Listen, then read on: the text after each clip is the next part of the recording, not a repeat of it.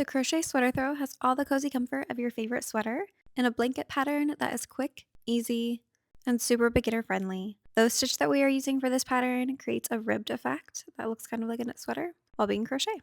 For this pattern, I used a weight 6 yarn and a 10mm or US size 9 crochet hook. You can find the downloadable PDF of this pattern on my website, modernmade.net, or in my Etsy shop, Modern Made Shop. In that, you will get the written pattern for this blanket, all the details about the yarn that I used and how much you need, as well as instructions for how to customize this blanket to 5 different sizes. Let's get started. To start, we're going to create a slip knot to get our yarn onto our crochet hook, and I will link to a slow, easy tutorial for that. After you have your yarn on your hook, we're going to start our foundation chain.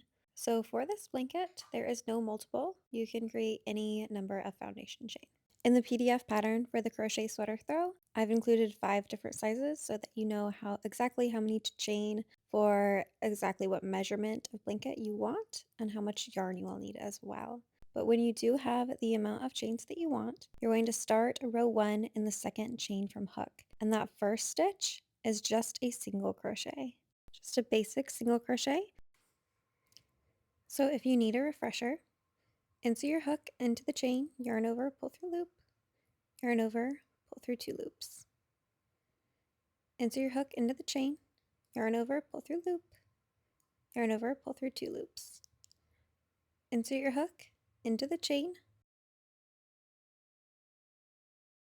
yarn over, pull through loop, yarn over, pull through 2 loops. And we're just going to do that all the way across, and that will be row 1. When you reach the end of row 1, you're working your final single crochet. As you can see, I'm just working on a swatch here, not an actual blanket. It's really short, but it's still the same thing, still the same pattern. And then you will chain 1 and turn. So here I'm working on an actual blanket. Your first stitch is a single crochet, just like we've been doing, going through both loops and working a single crochet. And now your next stitch is not going through both loops like shown here. Don't do that. You're going to work a single crochet back loop only. So insert your crochet hook into that back loop only. I'll show you again. See how every stitch has these 2 loops? It looks like a braid or interlocking chain. There's the front loop right here. There's the back loop right here. We are inserting our hook into not both loops like that. That's a normal single crochet, but just the back loop like that. We're going to work a single crochet otherwise, so yarn over, pull through loop, yarn over, pull through both loops. That's a single crochet back loop only. And we are going to work a single crochet back loop only all the way across, except for our very last stitch will be a normal single crochet. So working another single crochet back loop only. Again, insert your crochet hook into the back loop only of the next stitch, yarn over, pull through loop, yarn over, pull through 2 loops. Insert your hook into the back loop only of the next stitch, yarn over, pull through loop, yarn over, pull through 2 loops.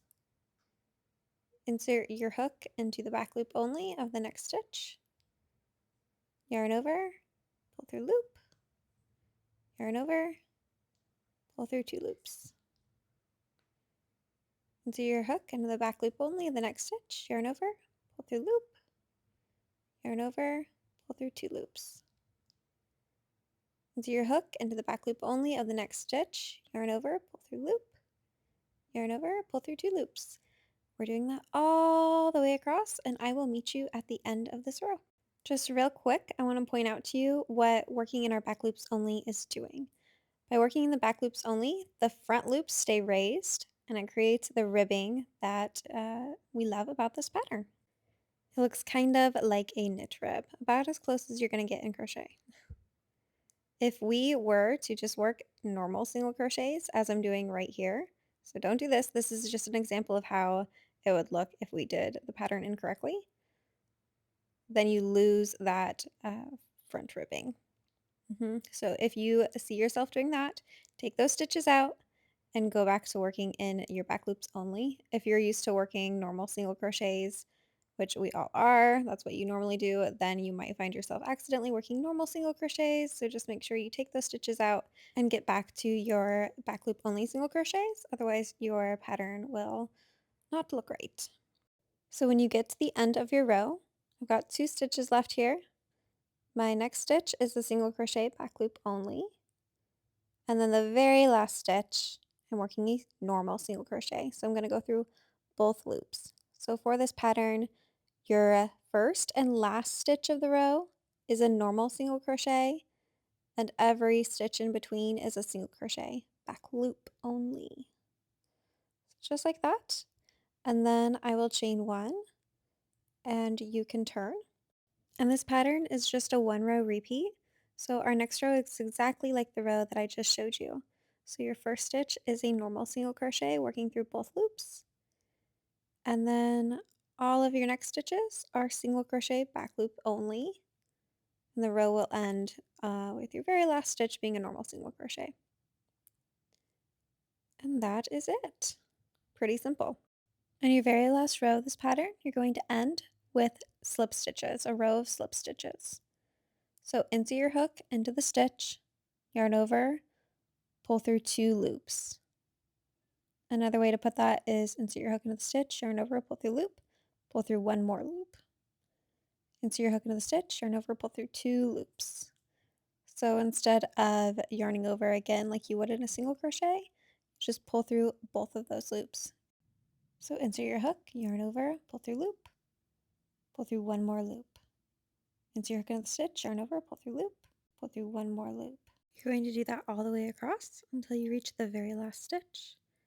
And you're going to work your final slip stitch into that very last stitch. And then you can fasten off. And I do that by just working 1 chain, cutting off my yarn, and then pulling that yarn through the loop of that last chain that I just made. Like so. And then you can pull that taut and you can weave in your ends. And that is it. You can find the downloadable PDF pattern for the crochet sweater throw at modernmade.net or at Etsy and Modern Made Shop. Please consider liking this video if you found it helpful and subscribing for more crochet and knitting resources and tutorials. I'll see you next time.